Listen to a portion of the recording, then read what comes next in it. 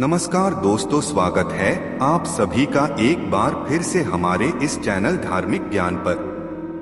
क्या हुआ जब अचानक अयोध्या पहुंचा सैकड़ों नागों का झुंड। इनका संबंध नागलोक से बताया जा रहा है। आखिर राम मंदिर प्राण प्रतिष्ठा से पहले अचानक इतने सारे चमत्कार क्यों हो रहे हैं? सबसे पहले गिद्धों का झुंड राम मंदिर के आसपास दिखाई दिया, जिसे जटायु के वंशज कहा जा रहा है। लोग इनकी पूजा कर रहे हैं। इसके बाद कुछ भालू अयोध्या में अचानक से देखे गए, जो कि जामवंत का प्रतीक है।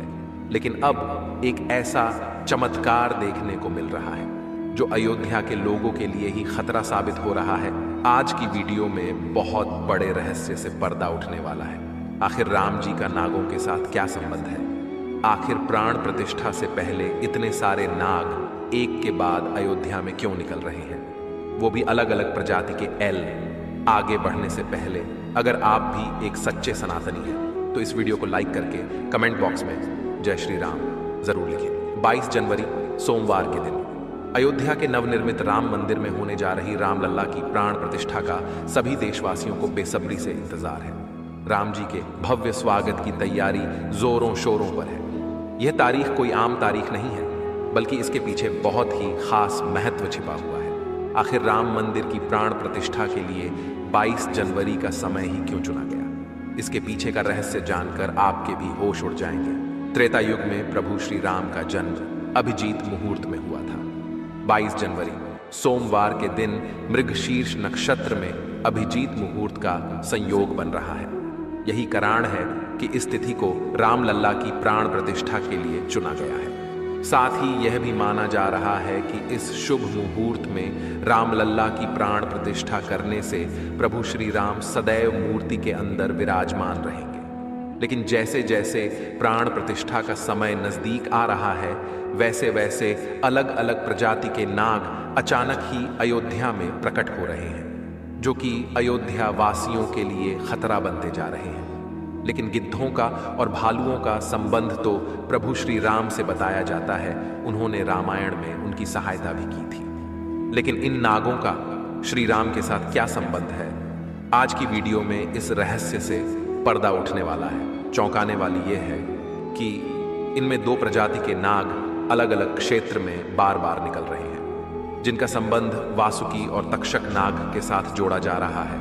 ऐसा कहा जाता है प्रभु श्री राम के भाई लक्ष्मण साक्षात अनंत शेषनाग का रूप है, और वासुकी नाग, तक्षक नाग और शेषनाग तीनों ही आपस में भाई हैं, जिसमें तक्षक और वासुकी नाग पाताल में निवास करते हैं और शेषनाग बैकुंठ में भगवान विष्णु की सेवा करते हैं। तो अंदाजा लगाया जा रहा है कि जब प्रभु श्री राम अपने भाई लक्ष्मण यानी शेषनाग और माता सीता के साथ अयोध्या धाम पहुंच रहे हैं, तो क्या शेषनाग के दोनों भाई पाताल में से उनसे मिलने के लिए बार बार प्रकट हो रहे हैं? दोस्तों, ये रहस्य बहुत बड़ा है, क्योंकि अयोध्या के क्षेत्र से जब एक सांप को पकड़कर सुरक्षित इलाके में छोड़ा जाता है, तो वही सांप पुनः राम मंदिर परिसर में भी देखा जाता है, जिससे कई बार मजदूरों को भी काम करने में भय महसूस होता है। लेकिन जय श्री राम का नाम उन्हें हिम्मत देता है। आप भी नीचे कमेंट बॉक्स में जय श्री राम जरूर लिखें। लेकिन दोस्तों, प्रभु श्री राम का नागलोक के वीडियो के साथ क्या संबंध है? वो सच्चाई जानकर आपके पैरों तले जमीन खिसक जाएगी, क्योंकि पूरे घटनाक्रम को मल्टीवर्स के साथ जोड़कर देखा जा रहा है, जिसे हिंदी में सृष्टि चक्र कहते हैं। मल्टीवर्स की सच्चाई जानकर आपके भी रोंगटे खड़े हो जाएंगे। जिस संसार में हम रहते हैं वो सृष्टि व विनाश के चक्र से गुजरती है। इस संसार के प्रत्येक सृष्टि चक्र को एक कल्प कहा जाता है।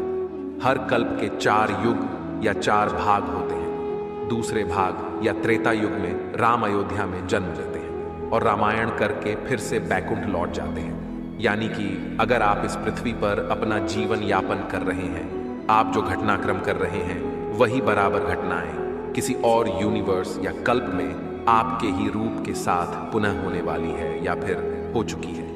आगे मल्टीवर्स की सच्चाई को साबित करने के लिए एक ऐसी पौराणिक घटना आपको बताएंगे, जिसे जानने के बाद आपको भी मल्टीवर्स की सच्चाई पर यकीन होने लगेगा। इस दुनिया में केवल 3 विद्वानों को मल्टीवर्स को देखने की और उनमें जीने की टाइम ट्रैवल करने की इजाजत दी गई है, जिसमें पहले है वासुकी नाग, दूसरे हैं तक्षक नाग और तीसरे हैं काकभुशुंडी देव।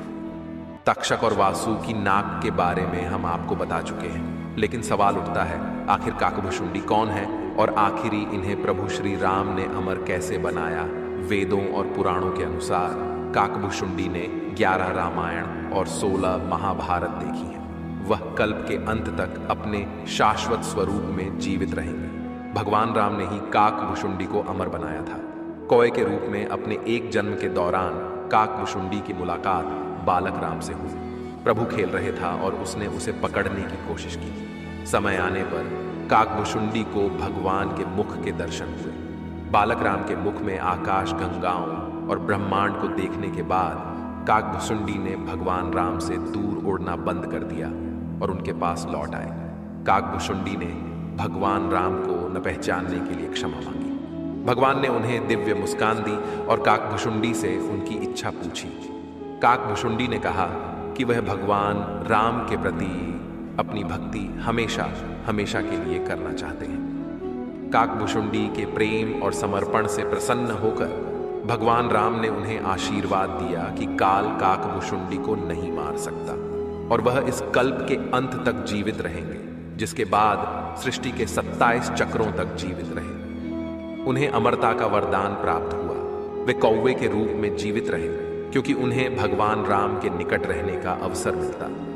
जब भी भगवान राम का जन्म होता है वह अयोध्या जाते हैं और भगवान राम को एक बच्चे के रूप में बड़े होते और खेलते हुए देखते हैं। यह भी हो सकता है काकभुशुंडी अयोध्या में भी हाल फिलहाल मौजूद हो और राम मंदिर के निर्माण कार्य को अपनी आंखों से देख रहे हो, यानी कि यह तीनों विद्वान अपनी मर्जी से किसी विकल्प यानी यूनिवर्स में जा सकते हैं, टाइम ट्रेवल कर सकते हैं। और अयोध्या में अचानक से नागों का पाया जाना, वो भी राम मंदिर प्राण प्रतिष्ठा से पहले, तो इनका संबंध भी वासुकी और तक्षक नाग से लगाना गलत नहीं होगा। इन नागों के दर्शन मात्र से भक्तों का उद्धार हो जाता है। लेकिन कई लोग होंगे जो अभी भी मल्टीवर्स यानी सृष्टि चक्र को मानने को तैयार नहीं होंगे। लेकिन आगे हमें कैसे कहानी, एक ऐसी सच्ची कहानी आपको बताने जा रहे हैं जिसका संबंध रामायण से जुड़ा है, और इसे जानकर आपको विश्वास हो जाएगा कि मल्टीवर्स वास्तव में होता है। जिस तरह दुनिया में आने वाला हर इंसान की मृत्यु निश्चित होती है, उसी तरह इंसान रूप में जन्म लेने वाले भगवान के अवतारों का भी इस धरती पर एक निश्चित समय है। वो समय समाप्त होने के बाद उन्हें भी अपने प्राण त्याग करके अपने लोक वापस लौटना पड़ रहा था। उसी प्रकार भगवान श्री राम भी इस लोक को छोड़कर वापस विष्णु लोक गए। भगवान श्री राम के मृत्यु में सबसे बड़ी बाधा उनके प्रिय भक्त हनुमान थे, क्योंकि हनुमान के होते हुए यम की इतनी हिम्मत नहीं थी कि वो राम के पास पहुंच चुके, लेकिन स्वयं श्री राम से इसका जो हल निकाला वो मल्टीवर्स यानी सृष्टि चक्र के साथ जुड़ा हुआ है। एक दिन राम जान गए कि उनकी मृत्यु का समय हो गया था। वह जानते थे कि जो जन्म लेता है उसे मरना पड़ता है। उन्होंने कहा कि यम को मुझ तक आने दो, मेरे लिए वैकुंठ, मेरे स्वर्गिक धाम जाने का समय आ गया है। लेकिन मृत्यु के देवता यम अयोध्या में प्रवेश करने से डरते थे, क्योंकि उनको राम के परम भक्त और उनके महल के मुख्य प्रहरी हनुमान से भय लगता था। यम के प्रवेश के लिए हनुमान को हटाना जरूरी था, इसलिए राम ने अपनी अंगूठी को महल के फर्श के एक छेद में से गिरा दिया और हनुमान से इसे खोजकर लाने के लिए कहा। हनुमान ने स्वयं का स्वरूप छोटा करते हुए बिल्कुल भंवरे जैसा आकार बना लिया और केवल उस अंगूठी को ढूंढने के लिए छेद में प्रवेश कर गए। वह छेद केवल छेद नहीं था, बल्कि एक सुरंग का रास्ता था जो सांपों के नगर नागलोक तक जाता था। हनुमान नागों के राजा वासुकी से मिले और अपने आने का कारण बताया। वासुकी हनुमान को नागलोक के मध्य में ले गए, जहां अंगूठियों का पहाड़ जैसा ढेर लगा हुआ था। वासुकी ने कहा, यहाँ आपको राम की अंगूठी अवश्य ही मिल जाएगी। हनुमान सोच में पड़ गए कि वो कैसे उसे ढूंढ पाएंगे, क्योंकि ये तो भूसे में सुई ढूंढने जैसा था। लेकिन सौभाग्य से जो पहली अंगूठी उन्होंने उठाई वो राम की अंगूठी थी। आश्चर्यजनक रूप से दूसरी भी अंगूठी जो उन्होंने उठाई वो भी राम की ही अंगूठी थी। वास्तव में वो सारी अंगूठी जो उस ढेर में थीं सब एक ही जैसी थी। इसका क्या मतलब है? वह सोच में पड़ गए। वासुकी नाग बाले, जिस संसार में हम रहते हैं वो शुरू भी होता है और प्रलय के साथ उसका अंत भी हो जाता है। प्रत्येक कल्प में चारों युग आते हैं और समाप्त भी होते हैं, और हर सतयुग के अंत में एक वानर इस अंगूठी का पीछा करता है और पृथ्वी पर राम मृत्यु को प्राप्त होते हैं। इसलिए यह सैकड़ों हजारों कल्पों से चली आ रही अंगूठियों का ढेर है। सभी अंगूठियां वास्तविक हैं। अंगूठियां गिरती रहीं और इनका ढेर बड़ा होता रहा। भविष्य के रामों की अंगूठियों के लिए भी यहाँ काफी जगह है। हनुमान जान गए कि उनका नाग लोक में प्रवेश और अंगूठियों के पर्वत से साक्षात कोई आकस्मिक घटना नहीं थी। यही मल्टीवर्स का रहस्य था। यह राम जी का उनको समझाने का मार्ग था कि मृत्यु को आने से रोका नहीं जा सकेगा। राम मृत्यु को प्राप्त होंगे, संसार समाप्त होगा, लेकिन हमेशा की तरह संसार पुनः बनता है और राम भी पुनः जन्म लेंगे। इस घटना के बाद प्रभु श्री राम सरयू नदी में समाहित हो गए। उनके साथ अयोध्या का एक एक वासी भी सरयू नदी में समाहित हो गया। यहाँ तक कि कीट पतंगे और अयोध्या के पशु पक्षी भी सरयू नदी में समाहित हो गए। ऐसा कहा जाता है अयोध्या में जितने भी रहिवासी रह रहे थे वह सभी देवी देवताओं के ही अंश थे, जो प्रभु श्री राम की लीला को अपनी आंखों से देखने के लिए अयोध्या में रहवासियों की तरह रह रहे थे। जब रामायण काल पूरा हुआ तो वह भी प्रभु श्री राम के साथ अपने अपने धाम लौट गए। मात्र अयोध्या का भूभाग ही बच गया और वर्षों तक यह भूमि यूं ही पड़ी रही। बाद में श्री राम के पुत्र महाराज कुश ने अयोध्या को फिर से बसाया। इसका वर्णन कालिदास के ग्रंथ रघुवंश में मिलने की बात कही जाती है। रामायण के अनुसार कुश ने ही सर्वप्रथम पत्थरों के खंभों वाले मंदिर का अपने पिता श्री राम की पूज्य जन्मभूमि पर निर्माण करवाया। वहीं जैन परंपराओं के मुताबिक अयोध्या को ऋषभदेव ने फिर से बसाया था। भविष्य पुराण के अनुसार उज्जैन के महाराज विक्रमादित्य ने ईसा पूर्व में एक बार फिर से दूसरी बार उजड़ चुकी अयोध्या का निर्माण करवाया। धार्मिक ग्रंथों के अनुसार उन्होंने अयोध्या में सरयू नदी के लक्ष्मण घाट को आधार बनाकर 360 मंदिरों का निर्माण करवाया था। वे भगवान विष्णु के परम भक्त थे और इसीलिए उन्होंने ही श्री राम जन्मभूमि पर एक भव्य मंदिर का निर्माण करवाया था। हिंदू पक्ष का दावा रहा है कि बाबर से पहले भी 1833 में मुस्लिम आक्रमणकारी सालार मसूद ने जन्मभूमि मंदिर को ध्वस्त कर दिया था। अयोध्या में राम जन्मभूमि मंदिर पर विवाद की कहानी की 1528 से शुरू हुई। हिंदुओं का दावा रहा है कि मुगल आक्रमणकारी बाबर ने उस पवित्र जगह को तोड़कर उस पर मस्जिद का निर्माण करवा दिया। अयोध्या राम जन्मभूमि बाबरी मस्जिद विवाद पर अपना ऐतिहासिक फैसला देते समय सुप्रीम कोर्ट ने उन सिख ग्रंथों को भी अहम सबूत माना है, जिसके मुताबिक सिख धर्म के संस्थापक गुरु नानक देव जी आक्रमणकारी बाबर के भारत आने से पहले ही भगवान राम की जन्मभूमि के दर्शन के लिए अयोध्या पहुंचे थे। गुरु नानक देव जी 1510 से 1511 के बीच अयोध्या आए थे, जबकि बाबरी मस्जिद 1528 में बनाई गई थी। इतिहासकारों के अनुसार वहां पर बाबर के कहने पर उसके एक सूबेदार ने मस्जिद का निर्माण करवाया था।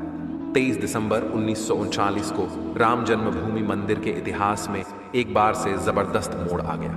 उस दिन रामलल्ला की प्रतिमा मस्जिद के अंदर अचानक से विराजमान पाई गई। ये विवाद इतना बढ़ा कि आखिरकार तत्कालीन सरकार उस ढांचे को विवादित मानकर उस पर ताला लगवा देना पड़ा। ढांचे के अंदर नमाज रुक गई, लेकिन बाहर राम चबूतरे और परिसर के बाकी हिस्सों में पूजा अर्चना निरंतर चलती रही। 6 दिसंबर 1992 को अयोध्या में राम जन्मभूमि आंदोलन से जुड़े लाखों कार सेवक जुटे थे। उन्होंने ही उस विवादित ढांचे को ध्वस्त कर दिया। भगवान रामलल्ला ढांचे से निकलकर अस्थाई टेंट में आ गए। यानी कि राम मंदिर का इतिहास बहुत बड़ा है। कई लोगों के संघर्ष की कहानी है और कई कारसेवकों के बलिदान का प्रतीक है। भले ही हम इस संघर्ष में भाग नहीं ले सके, लेकिन यह हमारा सौभाग्य है कि हम राम मंदिर को बनता हुआ अपनी आंखों से देख रहे हैं।